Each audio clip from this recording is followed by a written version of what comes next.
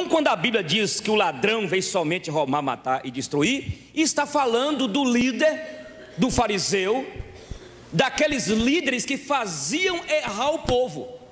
Claro, o diabo, o Deus deste século, ele rouba, ele mata, ele destrói, sim.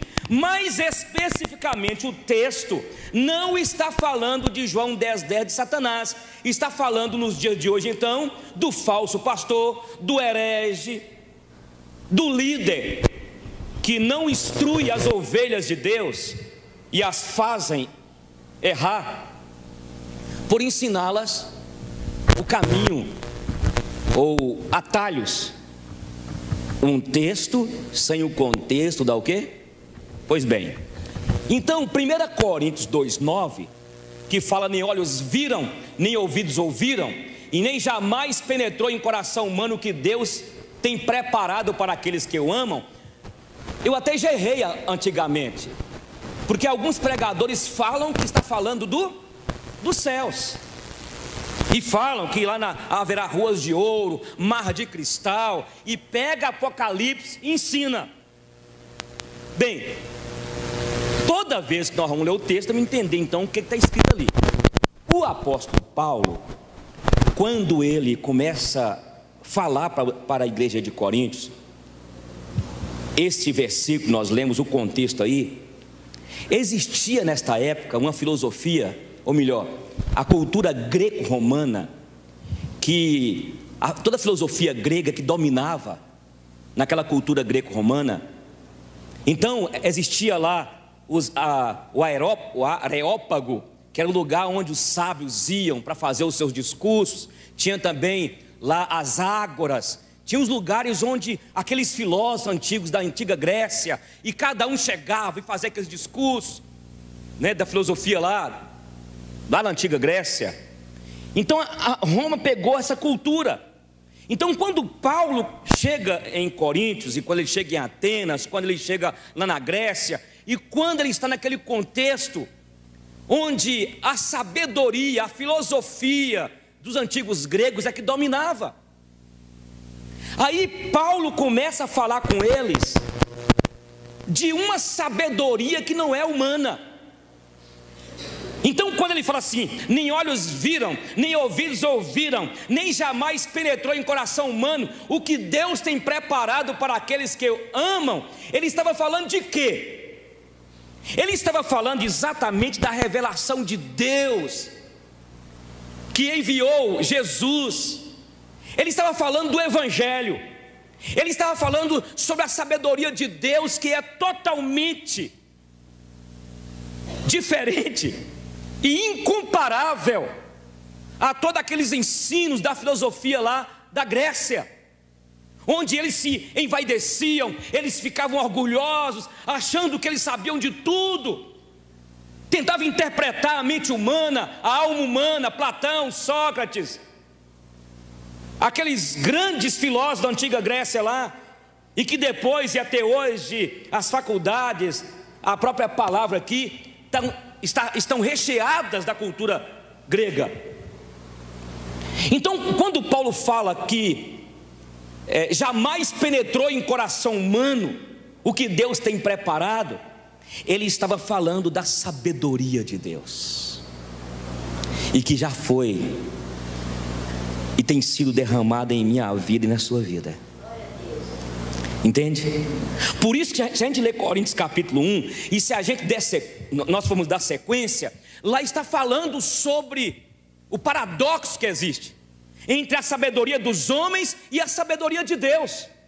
Porque inclusive, e muitas seitas surgiram desde aquela filosofia lá da antiguidade grega, os gnósticos, agnósticos, aí vai, os docetistas, vários conceitos sobre a vida humana, sobre comunicar com o ser Deus. Os gregos tinham lá o panteão de divindades, aquelas divindades que existiam. Quando Paulo chega, Paulo então contrapõe os ensinos dos gregos, e aquilo era loucura, porque o que Paulo está falando é que nem olhos viram e que nem ouvidos não ouviram e jamais penetrou em coração humano, é a mensagem do evangelho da cruz. Por isso, queridos, daqui a pouco eu vou falar alguma coisa sobre prosperidade, porque eu creio na prosperidade, não como ensino aí.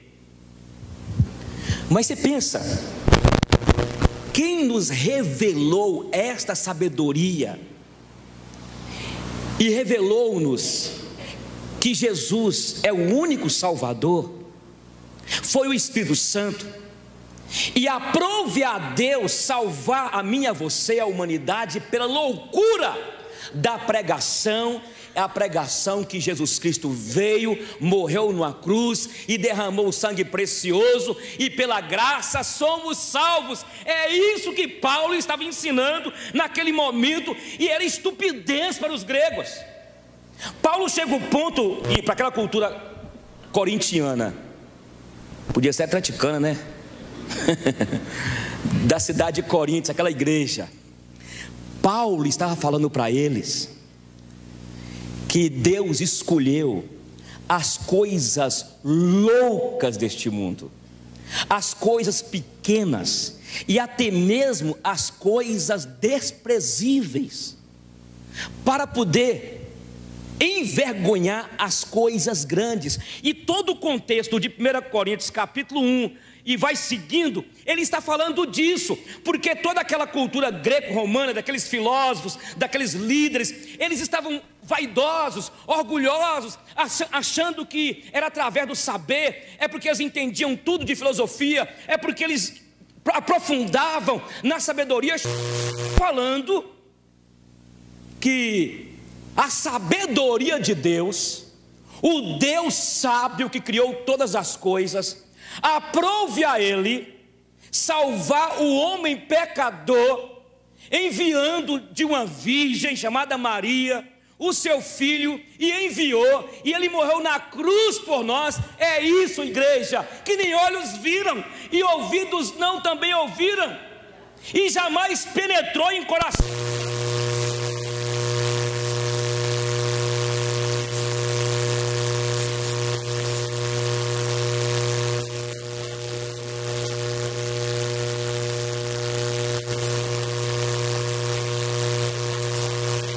Cantar as músicas aos pontos de chorar, vai talvez declarar versículos lidos da Bíblia, mas se o Espírito Santo, que revela a intimidade do Pai, não revelou, não fez a obra da regeneração, uma pessoa dessa não passa de um religioso, não passa simplesmente de alguém que faz parte de uma comunidade, mas não teve mudança de vida. Repita comigo: nem olhos, nem ouvidos, nem jamais penetrou em coração humano o que Deus tem preparado para aqueles que o amam. Interessante, eu falei semana passada em Gênesis capítulo 3, versículo 15, chamado proto-evangelho. Assim que o homem pecou, Deus declarou que da mulher nasceria aquele que haveria de vir para esmagar a cabeça da serpente. Os profetas como Miqueias, Malaquias, o próprio Moisés, que escreveu o Pentateuco,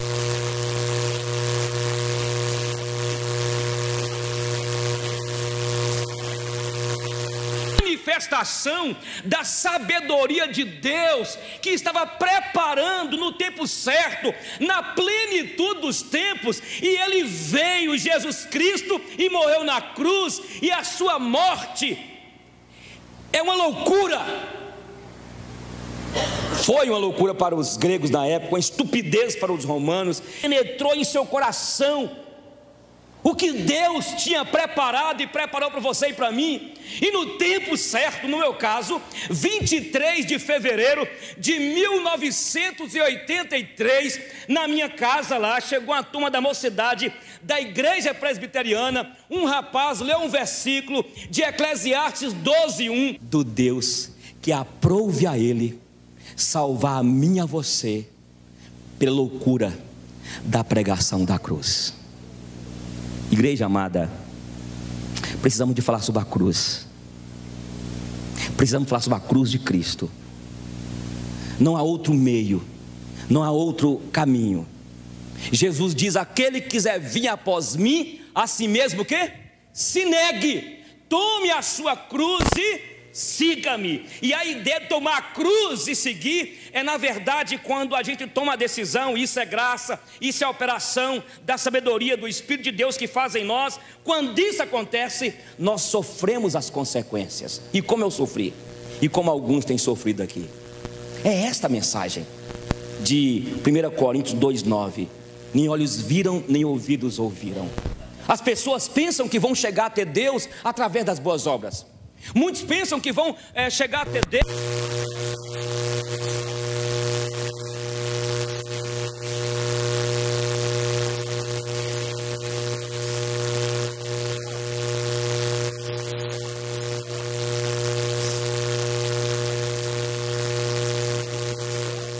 ninguém o quê? Nem olhos viram, nem ouvidos ouviram, nem jamais penetrou em coração humano.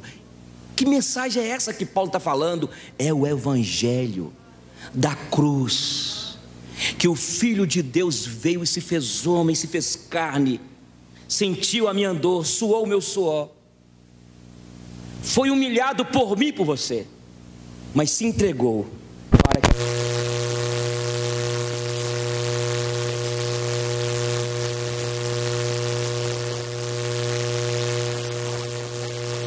compartilhasse ela com as pessoas sobre essa sabedoria de Deus, sobre esse evangelho da cruz. E olha para você ver, Jesus diz: aquele que deixar tudo por amor de mim é digno, mas quem não deixar não é digno. Isso é um conteúdo que ele tinha. Então, quando um mestre daquele, um filósofo, tinha alguma coisa nova, ele ia lá no Areópago e discursava. E aí ficava aquela competição. João era o precursor do reino.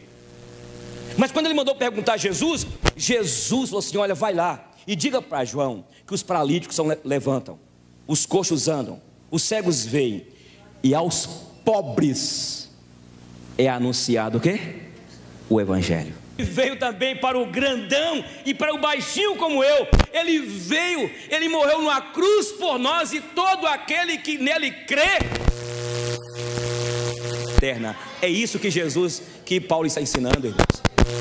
Por isso que Jesus diz que se nós queremos segui-lo, se nós queremos ser discípulo, nós temos de morrer.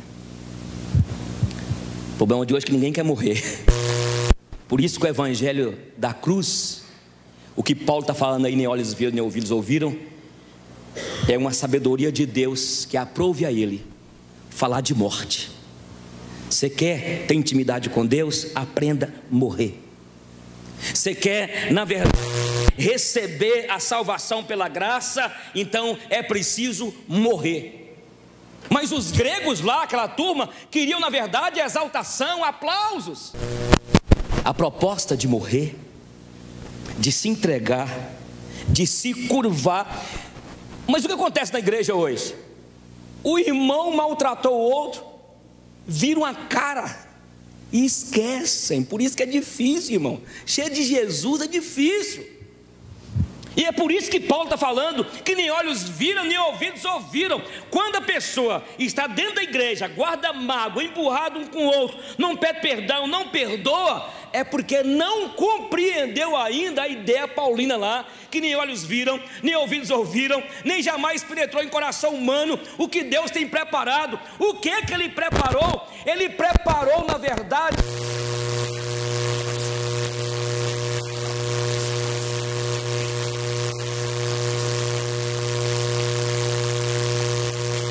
tapa na face, ofereça a outra.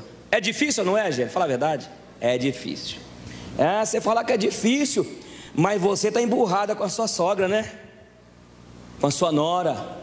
Tem tanto tempo. Quanto tempo vocês não conversam? Será que não chegou ainda essa revelação que Paulo fala? Será que o teu coração não foi revelado pelo Espírito Santo? Será que teus ouvidos ainda não ouviram? Será que os teus olhos ainda não viram que o maior homem que já pisou no chão deste planeta, chamado Jesus Cristo, o Filho de Deus, ele diz: eu não vim para ser servido, mas eu vim para servir. Eu tenho que repetir aqui o que eu falei a semana retrasada. Na Santa Ceia, Jesus ministra a ceia e depois cinge-se e começa então a lavar os pés dos discípulos. Bora fazer isso qualquer dia? Vamos, Fernando? O pé não adianta aqui. Você ajuda? Vânia. Ajuda, Fabiola? E Joel topa fazer? Uma aguinha bem morninha, um sabonete da Mary Kay. Tem?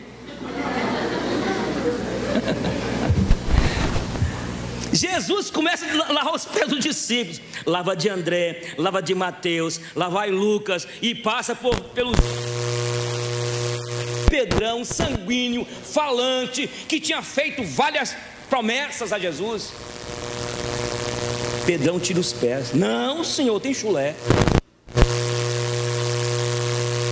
Não, Senhor, você não vai lavar meus pés não. Tá doido? Porque naquele entendimento antigo, quem lavava os pés das pessoas, e era maneira de agradar, de receber o hóspede, mas quem fazia era o servo, na verdade era o escravo. E estava na cabeça daqueles discípulos o que estava na cabeça dos gregos, dos romanos, que eram, na verdade, nações que tinham exércitos poderosos, e que a ideia de rei, a ideia de príncipe, a ideia de liderança era na espada, era derramar sangue, era dominar. E aí estava na cabeça daqueles discípulos que Jesus, o Messias, certamente iria implantar o seu reino logo, logo. Aí Jesus fala com Pedro: se tu não me deixares lavar os teus pés, tu não tens parte comigo. E Pedro: não, Senhor, pode lavar, então pode me dar um banho. E Jesus diz: não, Pedro, aquele momento, eu confesso a vocês, eu estou pregando essa mensagem, é para mim, não é para você só. O que Deus preparou, que nem olhos viram, nem ouvidos ouviram, e não penetrava no meu coração isso nunca. Nós estamos aqui para servir uns aos outros. Permita-me dizer isso aqui, tem tempo, viu, gente? Eu não conto nada de hoje, só antigamente. Tem o quê? 18 anos, Fábio, calma. Eu cheguei para aqui, e aí era eleição de diáconos e de presbíteros. Aí eu, naquela jeitão meu assim, meio, chamei o irmão, ele mora fora hoje, sumiu. Seu irmão, nós queremos apresentar você para ser diácono.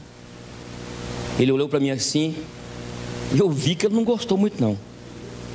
Aí passou alguns dias depois, ele começou a comentar: pastor Eugênio me chamou para ser diácono. Eu, tipo assim, intelectual, eu queria ser presbítero. Nós estamos aqui para servir, irmão. O nosso Salvador, o nosso Mestre, o nosso Rei, o dono de tudo, serviu, andou nas estradas poeirentas da Palestina, em Cafarnaum, em Jericó, na Galileia, com a túnica, com as alparcas, durante o tempo que ele ficou 3 anos no ministério. Ele que pisava naquelas estradas poeirentas daquelas regiões ali da Palestina, para ensinar para mim e para você que ele morreu numa cruz, para que eu e você entendamos que precisamos de nos doar uns aos outros. E eu confesso a vocês que isso, para entrar na minha alma, está difícil. Está difícil na sua? Tá ou não está difícil? Sabe o que 1 João 3,16 fala? 1 João, hein? Vamos começar com João 3,16. João 3,16 fala assim, olha: porque Deus amou o quê? O mundo de tal maneira que deu o seu Filho unigênito, para aquele que nele crê não pereça, mas tem o quê?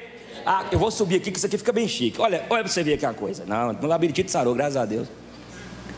João 3,16. Mas sabe o que é 1 João 3,16 fala? Aí, como diz aquele povo da Universal, é forte. É forte.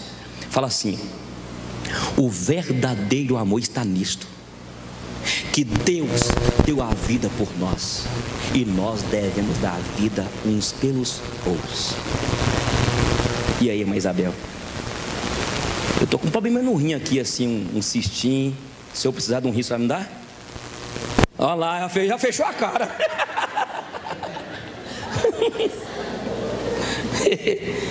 E aí, irmão? Eu quero começar a terminar. Escuta aqui, irmão. É isso, bênção. E é difícil.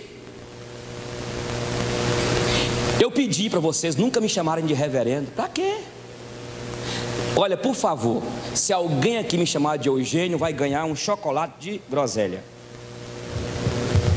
É verdade, né, Giselda? Quem já me chama de pastor, pastor falou o quê, né, Sérgio? Esse dia alguém apelou, chamando o pastor Eugênio de Eugênio. Eu falei assim: não, ela é minha amiga há muito tempo. Merielle me chama de Genão. Mas tem gente que chama de reverendo. Oi, reverendo, bênção. O evangelho que nós conhecemos. E se nós formos ver o evangelho, nossa, é muita coisa. A sabedoria de Deus nos revelou e tem nos instruído e tem nos ensinado, apesar da nossa carnalidade, da ruindade que eu e você temos.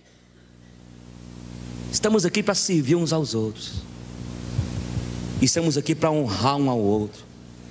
O apóstolo Paulo, ele fala numa das suas cartas: considerai cada um superior a si mesmo. Não é, pastor? Superior é.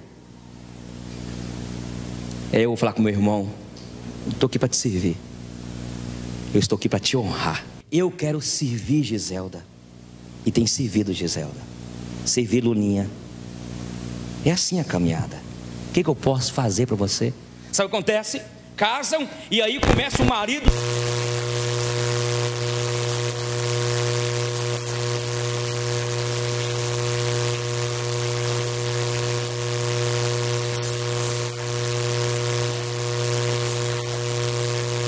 fazendo, mostrando que se nós queremos ir após Ele, nós temos de ser doulos, escravos, servos, servir um ao outro.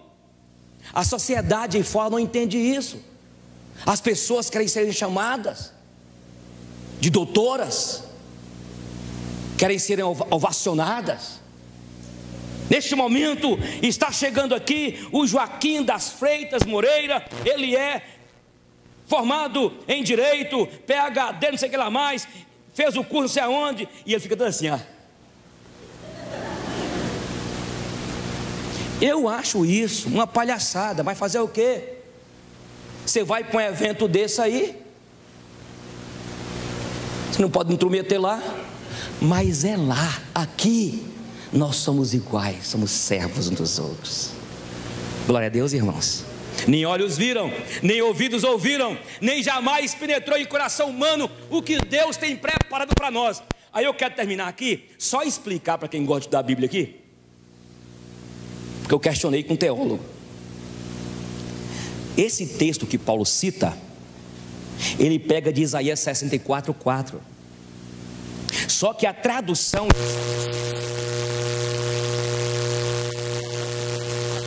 4:4 é assim, olha: desde a antiguidade não se ouviu e não se viu Deus igual a ti, Senhor, que trabalha para aqueles que a ti espera. Paulo pega o texto lá e coloca dentro de um contexto, e eu preguei até agora dentro do contexto que Paulo prega, mas quando nós vamos, que não vai dar para me falar,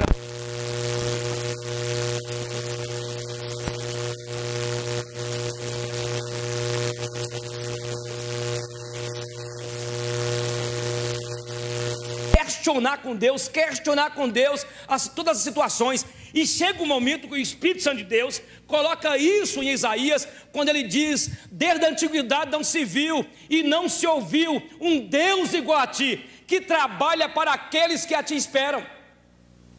Aí eu aprendi o seguinte, irmãos: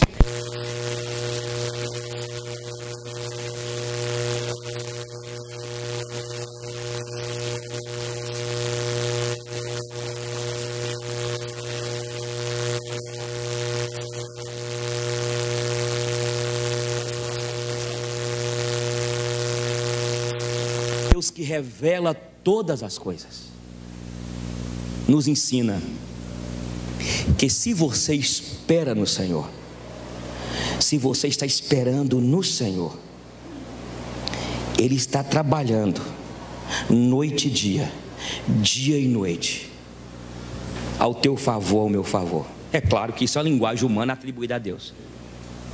Não tosqueneja, não vacila, não dorme o guarda de Israel. Eu quero falar para você que está aqui.